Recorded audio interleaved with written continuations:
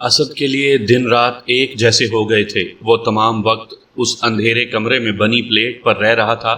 دن میں 2 مرتبہ 2 گارڈز اسے کھانے پینے اور دیگر ضروریات کے لیے کمرے سے باہر لے جاتے، جس کے بعد اسے دوبارہ کمرے میں بند کر دیا جاتا۔ ان دنوں میں کتنی ہی بار اس نے گارڈز سے بات کرنے کی کوشش کی، مگر ان کی خاموشی توڑنے میں ناکام رہا۔ اس کی اب تک سمجھ میں نہیں آ رہا تھا کہ اسے اس طرح اغوا کرنے کی وجوہات کیا تھیں۔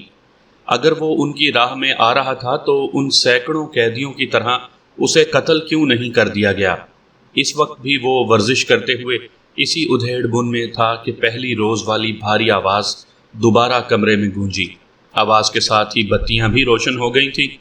اسد صاحب، امید ہے آپ ٹھیک ہوں گے۔ آج میرے پاس آپ کے لیے ایک خاص بلکہ بہت ہی خاص خبر ہے، اور وہ یہ ہے کہ آج آپ کو اس قید سے رہا کیا جا رہا ہے۔ اسد ساکت کھڑا سن رہا تھا۔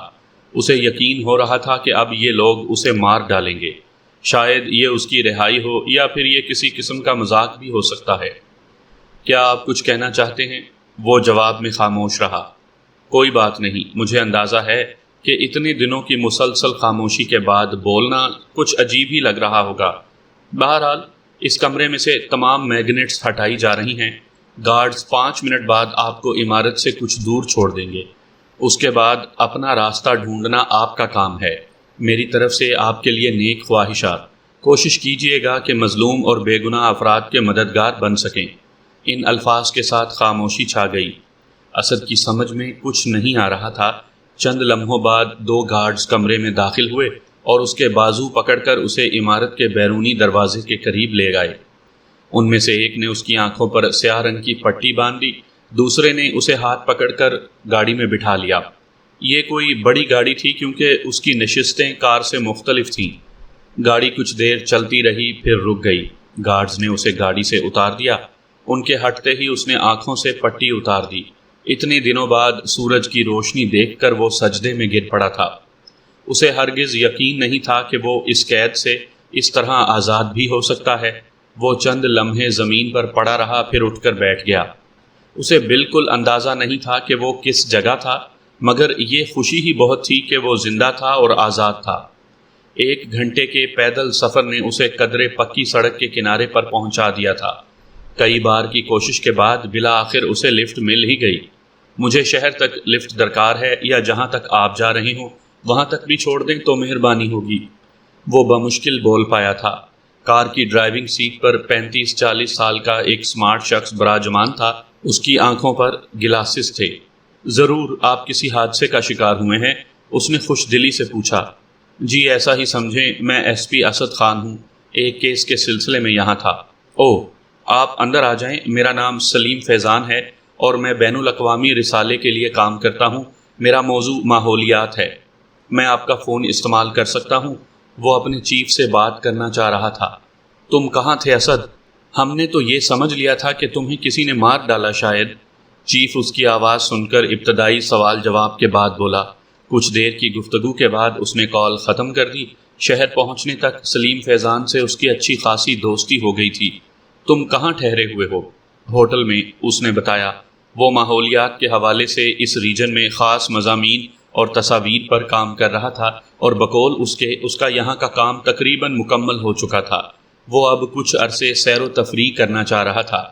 تم میرے گھر پر شفٹ ہو سکتے ہو، میں وہاں تنہا رہتا ہوں، اسد نے اسے آفر دی۔ یہ تو بہت اعلیٰ بات ہوگی، تم جیسے دوست کا ساتھ ملا تو اچھا وقت گزرے گا، اور شاید کوئی اچھی سٹوری بھی مل جائے۔ وہ مسکرا دیا۔ طے یہ پایا تھا کہ وہ فی الحال اسے چھوڑ کر اپنے ہوٹل پر جائے گا اور اگلے روز اسد کے گھر آ جائے گا۔ گاڑی تیزی سے شہر کی جانب بڑھ رہی تھی۔ اسد فیصلہ نہیں کر پا رہا تھا کہ یہ آزادی خواب ہے یا وہ قید۔ سامعین کرام، آپ سن رہے ہیں ایک دلچسپ اردو کہانی جس کا نام ہے راہ گم کردہ۔ یہ اس سلسلے کی قسط نمبر 4 ہے۔ مجھے امید ہے آپ کو میری یہ کاوش پسند آ رہی ہوگی۔ تیمور آندھی طوفان کی طرح گھر میں داخل ہوا تھا۔ بریف کیس صوفے پر ڈال کر اس نے لیپ ٹاپ نکالا۔ سکرین کے روشن ہوتے ہی اس نے DVD اس میں لگا دی تھی۔ وہ سانس روکے سکرین کو گھورتا رہا۔ اسے نہیں پتا تھا کہ اب اس کے سامنے کیا آنے والا ہے، مگر جو بھی تھا اسے وہ دیکھنا ہی تھا۔ ڈی وی ڈی کے شروع ہوتے ہی اسکرین پر پہلے نیلی اسکرین آئی، پھر دھندلائی ہوئی اسکرین اور پھر صاف ہو گئی۔ اب اسکرین پر جو تصویر نظر آ رہی تھی وہ 4 حصوں میں بٹی ہوئی تھی۔ ان چاروں میں سپر مارٹ کے مختلف حصے نظر آ رہے تھے۔ اس کا دل بہت تیزی سے دھڑک رہا تھا۔ اس نے اسکرین کے نچلے حصے پر ابھرنے والی تاریخ اور وقت کو دیکھا۔ یہ دھماکے والی رات کی تاریخ اور حادثے سے 3 گھنٹے پہلے کا وقت تھا۔ اسکرین پر مارٹ کا فرنٹ ڈور، مختلف ریکس، سٹاک روم وغیرہ باری باری نظر آ رہے تھے۔ لوگ خریداری میں مصروف تھے۔ سب کچھ معمول کے مطابق تھا۔ اچانک اس کی نظر ایک چہرے پر پڑی۔ اس نے ڈی وی ڈی کو پاز کیا اور غور سے اس حصے کو دیکھنے لگا۔ یہ وہی لڑکا تھا جسے اس نے دھماکے سے چند لمحے پہلے اسٹور سے بھاگتے دیکھا تھا۔ اس نے ویڈیو کو ری سٹارٹ کیا۔ وہ لڑکا چاروں طرف گھبراہٹ سے دیکھ رہا تھا۔ وہ 25 سال سے زیادہ عمر کا نہیں تھا۔ اس نے ایک کے بعد ایک کر کے مختلف اشیاء ریکس پر سے لی تھی۔ اس نے ان چیزوں کی قیمت ادا کی اور پھر وہ مارٹ سے باہر نکل گیا۔ نہیں، یہ اس وقت موجود تھا، وہ بڑبڑایا۔ اس کے بعد ڈی وی ڈی کچھ دیر بالکل خالی تھی، پھر وہی لڑکا دوبارہ اندر داخل ہوا۔ اس بار وہ سیدھا مارٹ کے وسط کی طرف جا رہا تھا، جیسے اسے پتا ہو کہ اسے کیا کرنا ہے۔ اسی لمحہ کیمرہ دوسری طرف گھوم گیا تھا۔ جب وہ دوبارہ اس لڑکے پر آیا تو تیمور کو اس کے کوٹ میں کچھ چھپا نظر آیا۔ وہ اب وہاں ایک پلر پر موجود فون کے قریب کھڑا تھا۔ پہلے اس نے ریسیور اٹھا کر کسی سے بات کی، پھر چاروں طرف دیکھنے کے بعد اس نے اپنے کوٹ سے ایک فون سیٹ نکالا اور اسے اسٹور کے فون کے ساتھ منسلک کر دیا۔ تیمور نے اس حصے کو ریوائنڈ کیا۔ اب اسے سمجھ میں آیا کہ وہ فون پر بات نہیں کر رہا تھا، صرف ایسا ظاہر کر رہا تھا۔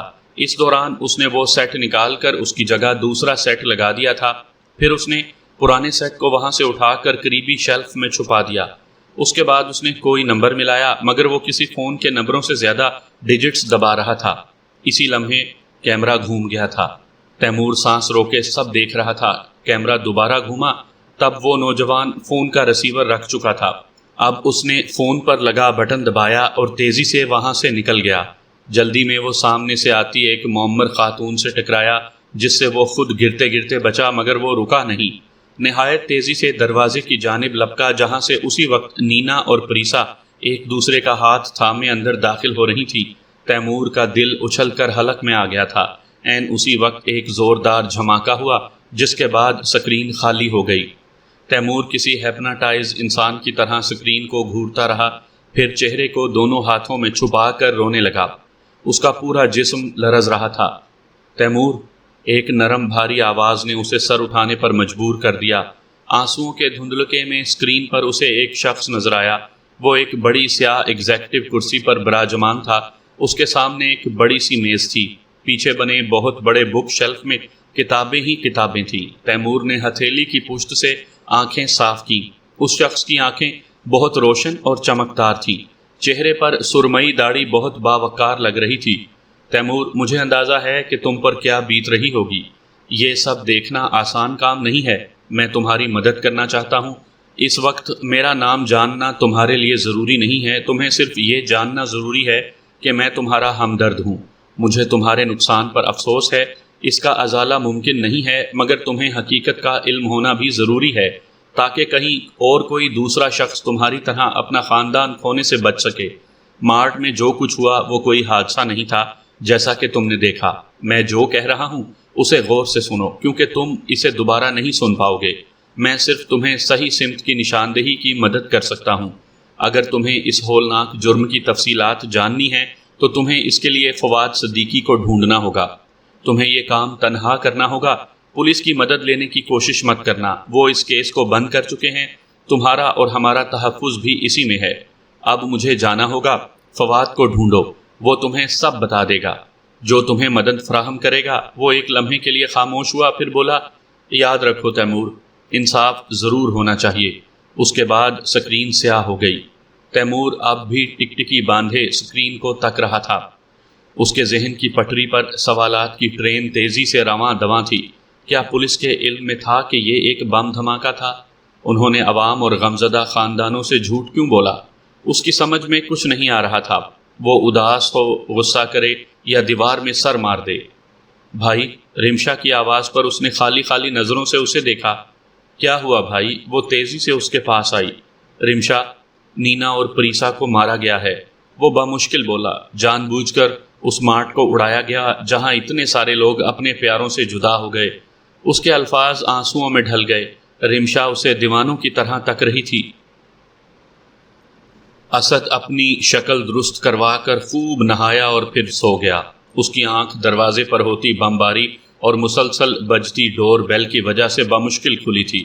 وہ ایک دم بستر سے کھڑا ہو گیا۔ ایک لمحے کو تو اس کی سمجھ میں نہیں آیا تھا کہ وہ کہاں ہے، پھر جیسے ہی اس کے حواس بحال ہوئے اس نے دروازے کا رخ کیا۔ وہ پوری طرح محتاط تھا اور اس کے ہاتھ میں اس کا ذاتی چھوٹا پسٹل دبا ہوا تھا۔ اسد، میں نے تو سنا تھا کہ لوگ گدھے گھوڑے بیچ کر سوتے ہیں، مگر آپ نے تو شاید پورا استبل ہی بیچ ڈالا ہے۔ دروازہ کھلا تو سامنے سلیم فیضان سامان کے ساتھ کھڑا تھا۔ او تم، اندر آ جاؤ۔ اسے دیکھ کر اس کے تنے ہوئے اعصاب ڈھیلے پڑ گئے۔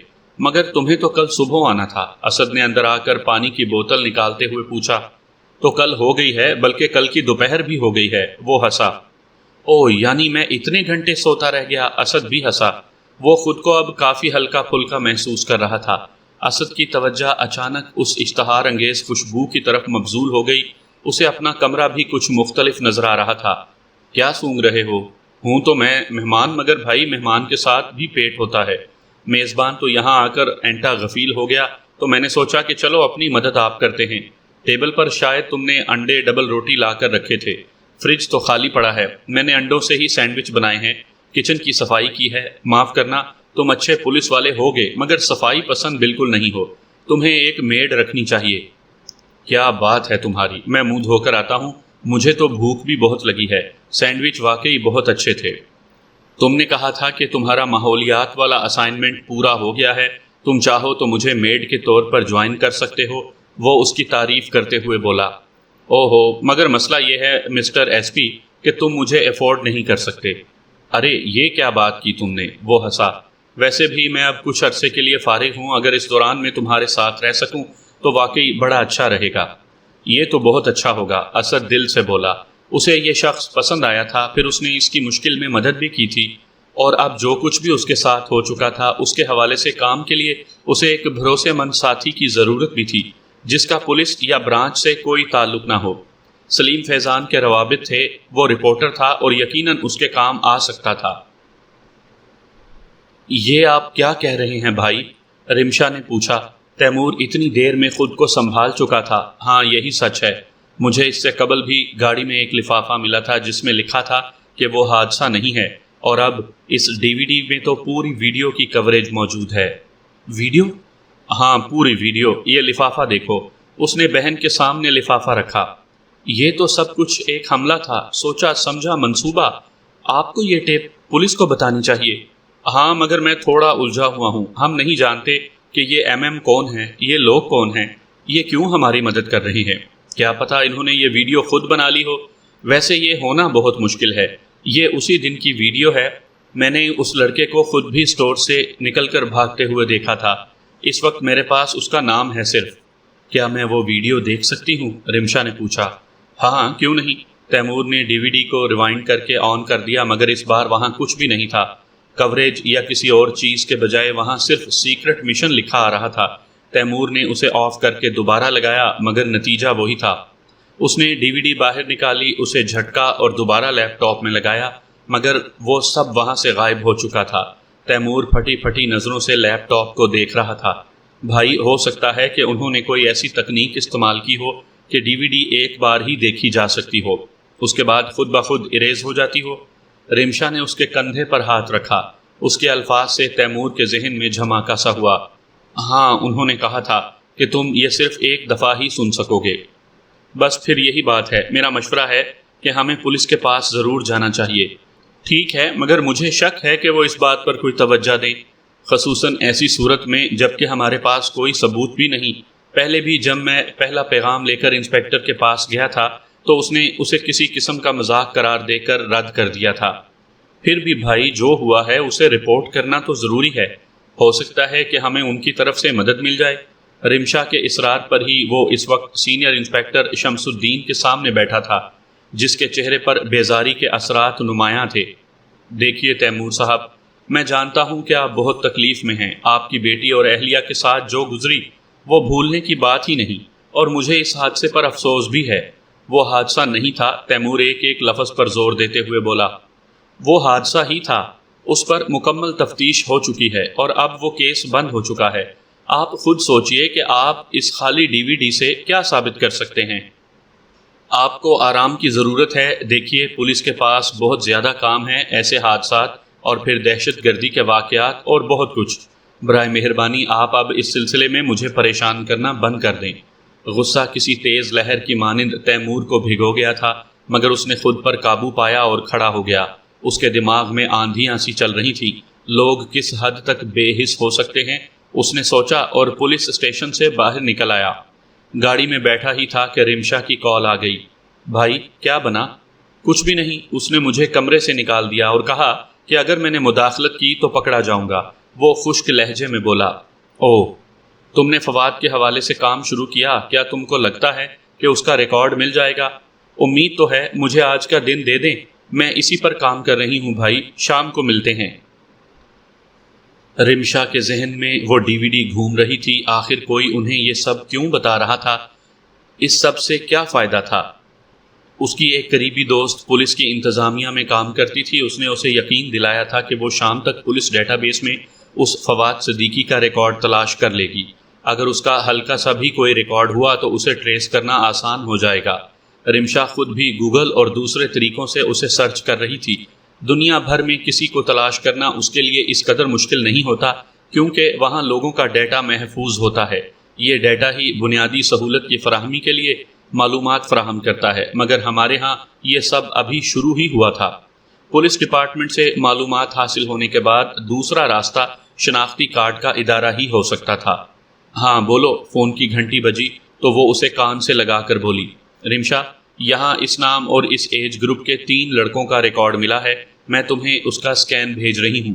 ریکارڈز میں ان کی تصویریں بھی ہیں، شاید تم یا تمہارے بھائی انہیں پہچان سکیں۔ گڈ، پلیز بھیج دو، رمشا بےتابی سے بولی۔ اس نے یہ خبر اور اپنی دوست کے فراہم کردہ سکین پرنٹ فوراً ہی تیمور کو ای میل کر دیے تھے۔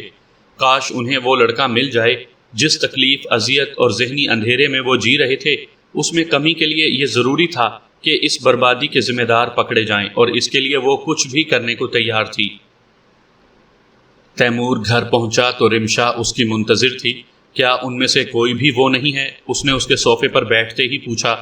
کس میں سے کون؟ تیمور نے اسے دیکھا۔ میں نے آج آپ کو فواد صدیقی کے نام سے 3 ریکارڈ بھیجے ہیں، کیا آپ نے نہیں دیکھے؟ نہیں تو؟ اوہ، ابھی دیکھ لیتے ہیں۔ اس نے فوری طور پر اپنا لیپ ٹاپ کھولا اور تینوں ڈاکیومنٹ ڈاؤن لوڈ کیے۔ پہلا شخص قدرے کوئی موٹا نوجوان تھا، دوسرے پر گاڑیاں چورانے کے کئی مقدمات تھے، مگر وہ لمبے بالوں والا نہیں تھا۔ تیسرے کاغذ پر تیمور کی نظریں جم گئیں۔ یہ 100% وہی تھا۔ یہ ہے وہ بولا۔ اوکے، اس کا ریکارڈ پڑھتے ہیں، رمشا نے کہا، اور وہاں جو تحریر تھا اسے پڑھ کر وہ دونوں ہی ساکت سے رہ گئے۔ فواد صدیقی کی عمر 23 سال تھی۔ وہ ایک کیمیکل کمپنی میں ملازمت کرتا تھا، جہاں C4 بارودی اور پلاسٹک ایکسپلوژیو کے لیے خام مال تیار کیا جاتا تھا۔ اسے اسی سامان کو چرانے کے شبے میں ملازمت سے نکالا اور گرفتار کیا گیا تھا، مگر بعد میں ثبوت کی کمی کی وجہ سے مختصر سزا کے بعد چھوڑ دیا گیا۔ کاغذ پر اس کا پتہ تحریر تھا۔ تیمور اچھل کر کھڑا ہو گیا، اسے پہلی کامیابی مل گئی تھی۔ اسد پولیس ہیڈ آفس میں اپنے باس کے سامنے بیٹھا ہوا تھا۔ تو تمہیں کچھ اندازہ نہیں کہ تمہیں کس نے اور کیوں اغوا کیا تھا؟ نہیں، کچھ بھی واضح نہیں ہے۔ میں اسی لیے کچھ عرصے اور چھٹی لے کر اس پر کام کرنا چاہتا ہوں، تاکہ یہ جان سکوں کہ وہ کون تھے۔ تمہیں اتنے دنوں بعد مزید چھٹیاں درکار ہیں؟ ایک پولیس افسر کو اغوا کیا گیا ہے اور یہ ایک ایکٹیو کیس ہے، تم اس پر کام کر سکتے ہو، اور تمہیں جو بھی معلوم ہو وہ تم مجھے رپورٹ کرو گے، سمجھ گئے نا اسد؟ خود کو پریشانیوں میں الجھانا بند کرو اور شکر ادا کرو کہ تمہیں کوئی نقصان نہیں پہنچا۔ اسد نے سر ہلایا۔ دوسری بات یہ ہے، انہوں نے آواز دھیمی کرتے ہوئے کہا، میں جانتا ہوں کہ تم اب بھی جیل والے کیس کے پیچھے لگے ہوئے ہوگے، مگر اس بارے میں کچھ بھی سوچنے کی کوشش مت کرنا۔ وہ کیس بند ہو چکا ہے اور میں نہیں چاہتا کہ تم بھوتوں کا پیچھا شروع کر دو۔ اور یہ بتاؤ کہ یہ تمہارے ساتھ کون آدمی ہے؟ یہ ایک دوست ہے، وہ بولا۔ جیل والے کیس کے حوالے سے؟ وہ بات ختم ہو چکی ہے، چیف نے ہاتھ اٹھا کر حتمی انداز میں کہا۔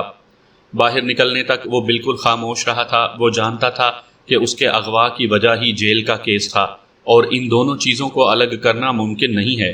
وہ یہ بات چیف کو نہیں سمجھا سکتا تھا، کم از کم اس وقت تو ہرگز نہیں۔ اسے اپنی بات ثابت کرنے کے لیے مضبوط ثبوتوں کی ضرورت تھی، اور اس کے لیے اس کے پاس وقت بہت کم تھا۔ تیمور 8:30 بجے گھر سے نکلا تھا۔ 25 منٹ کی ڈرائیو کے بعد وہ اس پتے والے علاقے میں پہنچ گیا تھا۔ یہاں اپارٹمنٹس اور فلیٹس کا جال سا بنا ہوا تھا۔ اسے سلور اپارٹمنٹ کو تلاش کرنے میں کچھ وقت لگا تھا۔ یہ ایک قدرے نئی عمارت تھی اور اسے دیکھ کر اندازہ ہو رہا تھا کہ یہاں مکینوں کے لیے تمام تر سہولیات موجود ہوں گی۔ اسے اپنے مطلوبہ اپارٹمنٹ کی تلاش میں چند لمحے لگے تھے۔ یہ گراؤنڈ فلور پر واقع تھا۔ دروازے پر دستک دینے سے قبل اس نے گہری سانس لی، جیب میں پڑے اپنے 357 میگنم کو تھپتھپایا اور دروازے کے ساتھ لگی بیل کو دبایا۔ چند لمحوں بعد اندر سے کسی کے قدموں کی آہٹ سنائی دی۔ دروازہ کھلا، اس کے سامنے ایک 60 سال کی ضعیف خاتون کھڑی تھی۔ جی فرمائیے، انہوں نے باریک نحیف آواز میں پوچھا۔ میں معذرت خواہ ہوں، آپ کو زحمت ہوئی، تیمور گڑبڑا کر بولا۔ میں یہ جاننا چاہتا ہوں کہ فواد صدیقی اب بھی یہیں رہتا ہے یا نہیں؟ اچھا، میں تو سمجھی تھی کہ فواد آ گیا۔ یہ اسی کا گھر ہے، وہ ابھی گھر پر نہیں ہے مگر تھوڑی دیر میں آ جائے گا۔ آپ اپنا نام بتا دیں، میں اسے میسج دے دوں گی۔ ارے نہیں، میں دوبارہ آ جاؤں گا، وہ یہ کہہ کر واپسی کے لیے مڑ گیا۔ اپارٹمنٹ کے مین گیٹ سے گزر کر سامنے کھڑی اپنی گاڑی میں بیٹھنے کے بعد اس نے اپنی نگاہیں گیٹ پر جما دیں۔ وہ اب واپس نہیں جا سکتا تھا، اسے اپنے سوالوں کے جواب درکار تھے۔ فواد کتنی بھی دیر سے آتا، اسے بس اس کا انتظار کرنا تھا۔ یہ سب تو بہت دلچسپ اور کسی ایکشن فلم کی مانند ہے۔ میرے جیسے رپورٹر کے لیے ڈریم سٹوری ہے یہ، سلیم نے کہا، اور وہ اور اسد پیزا سے انصاف کرنے لگے۔ اس دوران اسد نے اسے بڑی جیل کیس اور اپنے اغوا سے متعلق تفصیلات بھی بتا دیں۔ اسے یہ شخص پسند آیا تھا اور وہ اس پر بھروسہ کرنے لگا تھا۔ اگر اس میں سے ایک لفظ بھی باہر نکلا تو تم جانتے ہو کہ میں بغیر کسی ہتھیار کے بھی تمہاری گردن توڑ سکتا ہوں۔ اسد نے اسے گھورا۔ میں جانتا ہوں، مگر جب تم یہ کیس حل کر لو گے تب یہ صرف میری سٹوری ہوگی، میں ہی اسے بریک کروں گا۔ بولو ڈیل؟ ڈیل، اسد نے سر ہلایا۔ تو اب شروع کہاں سے کرنا ہے؟ میں شہزاد کو فون کر رہا ہوں، اسد نے فون اٹھاتے ہوئے جواب دیا۔ شہزاد؟ ہاں، یہ میں ہی ہوں، میرا بھوت نہیں ہے۔ سنو، مجھے فوری طور پر اس عورت کی تصویر درکار ہے جس کی ویڈیو تم نے کوریج سے نکالی تھی، مگر ہمارے پاس اس کا چہرہ نہیں ہے۔ کوریج میں وہ 2 ہی بار نظر آئی ہے، مگر وہ بھی اس کا سر یا پشت نظر آتی ہے۔ ٹھیک ہے، جو بھی ویڈیو تمہارے پاس ہے وہی روانہ کر دو۔ مجھے معلوم تھا کہ آپ کو کبھی نہ کبھی اس کی ضرورت پڑے گی، اسی لیے سیف رکھی تھی، مگر میرا خرچہ مجھے اب تک نہیں ملا۔ مل جائے گا اور آج ہی تمہارے اکاؤنٹ میں پہنچ جائے گا، اسد بولا اور فون بند کر دیا۔ کچھ ہی دیر بعد شہزاد کی ای میل آ گئی۔ اسد نے گھر پر موجود پرنٹرز سے اس کے پرنٹ بھی نکال لیے۔ یہ تصویر تمہاری کیا مدد کر سکتی ہے؟ سلیم نے نہ سمجھنے والے انداز میں پوچھا۔ یہ ایم سے متعلق واحد کلو ہے میرے پاس، میں اسے تلاش کروں گا اور یہی ہمیں آگے لے کر جائے گی۔ اسد اب فون میں سعدیہ کا نمبر تلاش کر رہا تھا۔ ہیلو سعدیہ، میں اسد بول رہا ہوں، وہ فون ریسیو ہوتے ہی بولا۔ اسد، تم کہاں غائب ہو گئے تھے؟ میں نے تمہیں کئی بار فون کیا مگر تم سے بات ہی نہ ہو سکی۔ ڈپارٹمنٹ کو بھی تمہارے بارے میں کوئی علم نہیں تھا۔ یہ ایک لمبی اور دردناک کہانی ہے سعدیہ، موقع ملے تو میں ضرور سناؤں گا، مگر اس وقت تو خطرہ یہ ہے کہ کہیں ڈپارٹمنٹ ہی مجھے غائب نہ کر دے۔ تمہیں معلوم ہے نا کہ انہیں میری حکمت عملیاں بالکل پسند نہیں ہیں۔ وہ زور سے ہنسا۔ اور اب مجھے ثابت کرنا ہے کہ میں کتنا عظیم ہوں۔ تم اس میں میری کچھ مدد کر سکتی ہو؟ پتہ نہیں، وہ بھی کہا لگا کر بولی۔ میرا خیال ہے کہ تم کل صبح مجھ سے مل لو، شاید ہم کوئی مثبت چیز سامنے لا سکیں۔ ٹھیک ہے، کل 10 بجے تمہارے آفس میں، اسد نے کہا اور فون رکھ دیا۔